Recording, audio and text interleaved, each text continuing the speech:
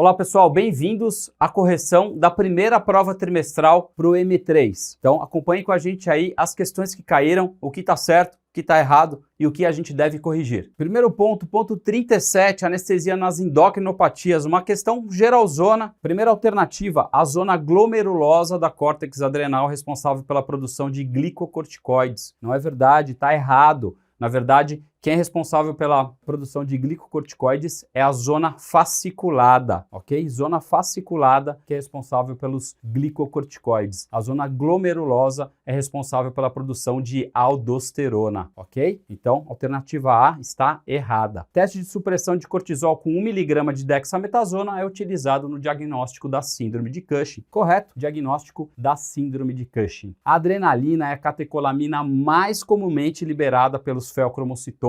Não é verdade, a gente sabe que a principal catecolamina é a noradrenalina, ok? Noradrenalina. Alternativa D, também sobre fel, preparo pré-operatório do paciente com uso de alfa-bloqueador. Lembrar que a gente sempre faz o alfa-bloqueador antes do beta-bloqueador, obrigatório. Sempre no pré-operatório o alfa-bloqueador aí, pelo menos de 2 a 3 semanas antes da cirurgia. A fentolamina é um alfa-bloqueador usado no preparo pré-operatório dos pacientes com fel, que apresenta ação prolongada e não competitiva.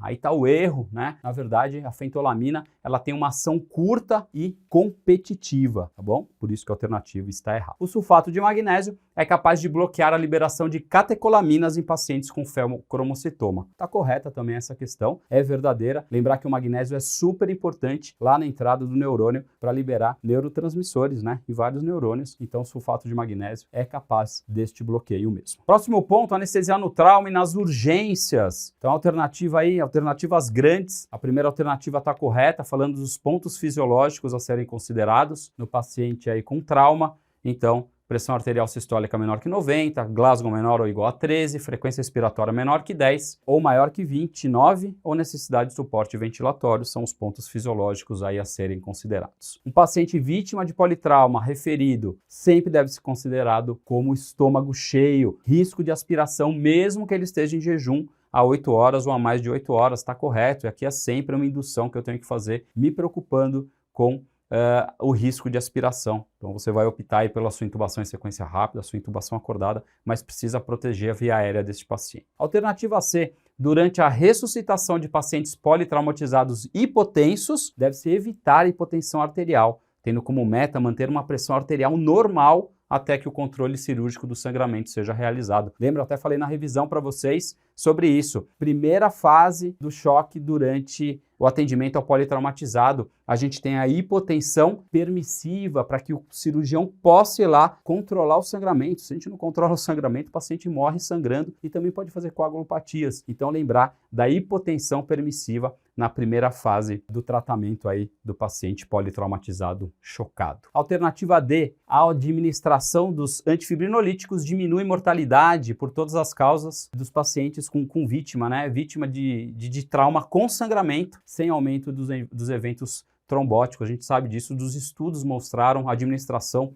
de antifibrinolíticos até 3 horas, diminui aí o sangramento e também aumenta a chance de sobrevida, diminui mortalidade nesses pacientes. E a última alternativa, uma das vantagens dos testes de coagulação tradicionais é que eles são melhores, são mais eficazes em detectar estado de hipercoagulação que os viscoelásticos. A gente sabe que isso é mentira, né? Os testes viscoelásticos, o point of care, né? Ele é muito melhor em ver alterações de coagulação, principalmente aí durante o trauma. Então, o viscoelástico sempre é melhor que tradicional, lembrar aí do Rotem. Ponto 39, anestesia para cirurgia plástica. Então, um geralzão aqui sobre cirurgia plástica. Primeira alternativa, lipoaspirações maiores que 150 ml. A recomendação atual é a utilização da técnica seca por diminuir as perdas sanguíneas e a dor no pós-operatório. Não é verdade, né? A técnica que a gente utiliza, aliás, que o cirurgião plástico utiliza, é a técnica tumescente. Essa técnica aí permite com que eu use até soluções com mais lidocaína até, né? A dose tóxica da lidocaína aumenta bastante, então eu posso usar lidocaína, diminui sangramento e melhora a dor no pós-operatório. Então a técnica de escolha é a técnica tumescente. Segundo a resolução 1711 de 2003, ele fala que essa resolução é em relação à sedação venosa em consultório e que dispensa a participação do anestesiologista. Na verdade, essa resolução, ela é a resolução que fala sobre a lipoaspiração, sobre as regras de lipoaspiração. Mesmo se você não souber soubesse que é em relação a isso, a gente sabe que nunca dá para dispensar a participação do anestesiologista em sedações. Toda vez que a gente seda, tem que ter um médico responsável e o médico é o anestesiologista. Pacientes hipotérmicos submetidos a cirurgias plásticas com duração superior a 2 horas apresentam tempo de tromboplastina parcial ativada e tempo de sangramento similares, normais, igual aos pacientes hipotérmicos. Não é verdade, essa alternativa é falsa. Lembrar que toda vez que eu tenho hipotermia, eu tenho piora da minha coagulação. Lembre-se, as enzimas, o nosso sistema de coagulação funciona em base de enzimas, proenzimas e enzimas dependentes de temperatura. Se eu tenho hipotermia, eu tenho diminuição da coagulação e coagulopatia nesse paciente. O paciente vai sangrar mais. Alternativa D, o uso de vasopressores venosos deve ser evitado em microcirurgia de retalho por causa do risco de comprometimento do fluxo sanguíneo para o retalho.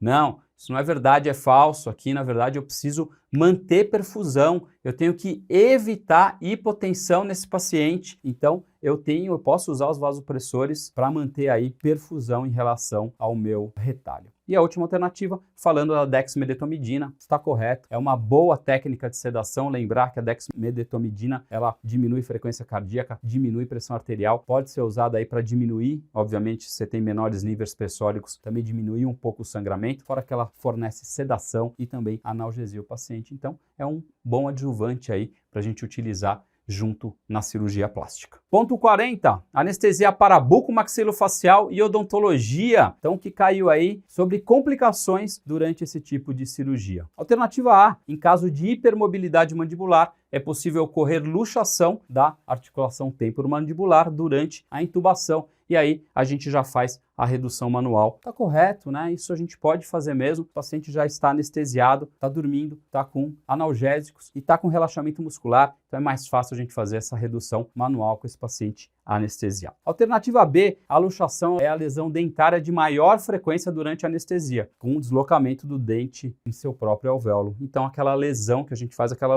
luxação que deixa o dente mole do paciente. É verdade, né? É a mais frequente que a gente tem. O apoio do laringoscópio nos dentes superiores, aquela manobra de alavanca que a gente nunca deve fazer no paciente, pode dar vários danos aí para o paciente da bucomaxilo também. Está correta essa alternativa, então alternativa verdadeira. Alternativa D, as avulsões dentárias, o prognóstico piora em reimplantes a partir de 2 horas do dente fora do alvéolo. Não é verdade, né? A gente tem que ser o mais rápido possível, no máximo até 30 minutos é o tempo que se tolera. E a última alternativa, uma alternativa, se a gente tiver um pouquinho de bom senso, de coerência, a gente vê que existem fatores aí relacionados ao trauma, né? Então, má dentição, laringoscopia agressiva, anestesia, curarização ineficiente, paciente fora de plano, sendo entubado sem o seu tempo adequado, intervenções de emergência, a própria via aérea é difícil e a falta de treinamento levam a mais chance do trauma, uma alternativa correta também.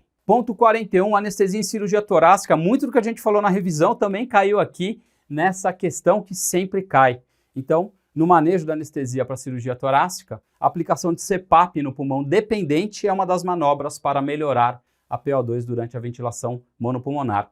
Então, lembrar, quando eu tenho hipoxemia, o CPAP deve ser feito no pulmão não dependente, no pulmão de cima, no pulmão que está sendo operado, ok? No pulmão de baixo a gente põe a PIP, tá? Então a PIP seria o correto aqui para melhorar aí a hipoxemia. Alternativa B falava das indicações absolutas e relativas. Também colocamos isso na nossa revisão e aqui essa alternativa é correta, né? A gente vê aqui, principalmente as cirurgias esofágicas aqui não tem uma indicação absoluta de ventilação monopulmonar. Alternativa C, pacientes serão submetidos à ressecção pulmonar e que apresentam VF predito pós-operatório de 30% são considerados de baixo risco para complicações pulmonares. Também essa questão aqui está errada, né? Então, o VF abaixo de 50% é o que é considerado aí, né? Abaixo de 50% seria o risco aí de complicações pulmonares, né? Não é 30%, é 50% o valor correto que deveria ser colocado aí para a alternativa estar correta.